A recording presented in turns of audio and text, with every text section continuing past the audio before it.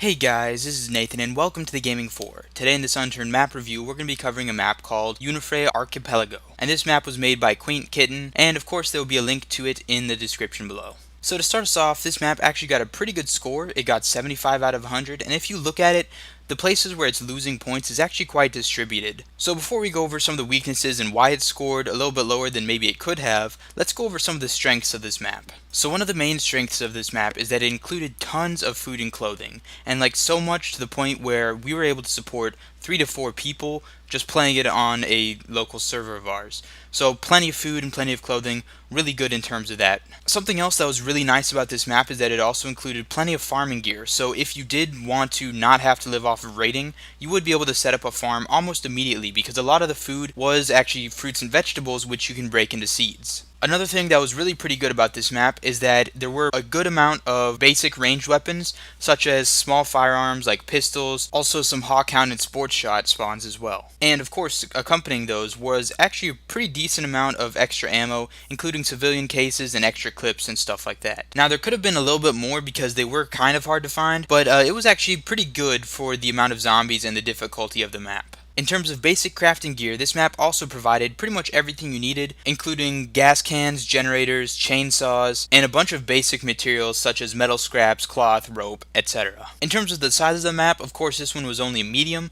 which is still very decent, and it's a good size to just play on pretty much whenever. And because of that, there were a decent amount of vehicle spawns, so pretty much everything that was necessary. I think we saw some air vehicles and some land vehicles, and maybe even some water vehicles. In terms of the natural side of the map, this map did pretty well. It did include animals, berries, and metal nodes, and the detail in the landscape was pretty decent. So I mean, it could have used obviously some improvement, but it was pretty alright. Along with that, this map also included some high tier areas, radiation zones, military locations, some places where you could potentially get some higher tier gear. And also, as you guys may have noticed, it did get 2 Easter egg points, and that is because it did have a few lower tier Easter eggs. They weren't the best hidden, and they really didn't have much benefit to them, but they were definitely really cool. Alright, so that's pretty much it for the benefits of this map. Obviously, one thing that really carried it far and got it such a high score is because it just had a lot of food and clothing, and that's one of the things that a lot of maps for some reason don't have a lot of. That made it really easy to survive, at least in the lower areas, and you could pretty much start a survival right away as soon as you played. Alright, so let's move on to some of the weaknesses of this map. Obviously it did have some shortcomings, but they weren't the worst, and they could actually be fixed pretty soon, so hopefully if this map is still in development, the author of it can actually change it and maybe improve the map overall. So one of the first weaknesses that we noticed pretty much right away is that it had a lot of very inconsistent detailing. What we mean by that is pretty much a lot of the areas of the map were generally detailed pretty well, like there are items and object spawns here and there throughout houses and stuff, but other areas were detailed really freaking well. A lot of the smaller locations were very well detailed and had a lot of really cool aspects to them. And then on the other side of that, some areas had buildings where they just had nothing in them. So for example, you would go into a hardware store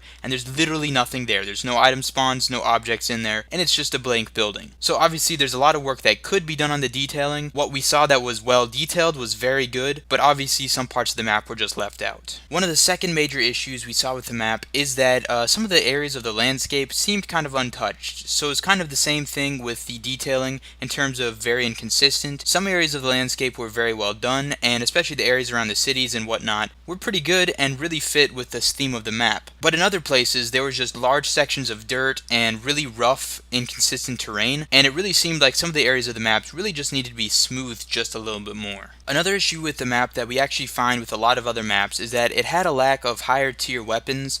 We did find some, but we did not find any automatics actually. Once again, this map did a pretty good job of including lower tier weapons, but in order to move into some of the higher tier areas of the map, it would have been nice to see a few more rifles with military ammo, ranger spawns, stuff like that. And definitely, if you're going to include these, make sure you include a consistent amount of spawns for those so you can get extra clips, but maybe also attachments and ammo crates so that you can refill the clips that you already have. Another issue that we did find with the map, and it may have just been bad luck or not enough spawns for them, is we didn't find any maps, charts, or blowtorches. So you may not think they're the most important, and really a map and a chart is not as important inside of a medium map, but it really helps to be able to explore the map if you have that, and you're more likely to actually travel throughout the entire map instead of just sticking in an area if you're able to see it all. Also, the thing with the blowtorch is that it's really hard to maintain a vehicle. If you don't have a blowtorch, you pretty much eventually just lose your vehicle no matter what. So as a map maker, if you're going to include vehicles, always include a torch somewhere. And one last thing, something more that's aesthetic,